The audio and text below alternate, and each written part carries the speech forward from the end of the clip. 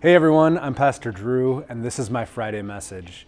It's going to be August, and we are still in the book of Genesis, which is great. As we're towards the end of the book, we're going to be in the story of Joseph, one of the sons of Jacob. And if you know the story of Joseph, it's a pretty long story in Genesis, but we see that Joseph goes through all sorts of trials in his life. And yet the scriptures say time and time again that God was with him.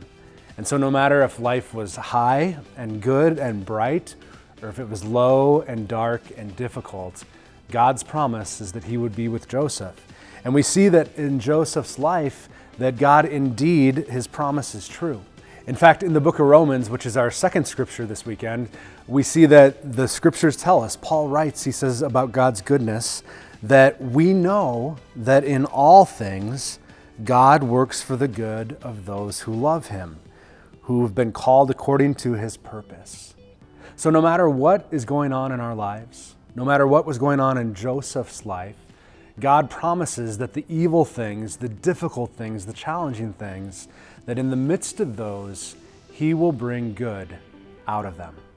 In fact, in the end of Genesis chapter 50, it kind of summarizes the whole story like this: what you meant for evil, God intended for good. And so as we step into the scriptures, no matter where you are in life, no matter how challenging your circumstances might be, know that God is with you, as he was with Joseph, and that God is working out good that you and I may not see, but that we can hope in and that we will be a part of because of what God has done and is doing in our lives.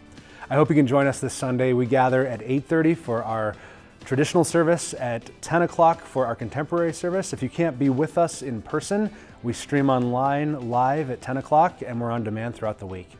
May God bless you, and may you know that he's with you always through everything. Have a great weekend, everyone. Bye.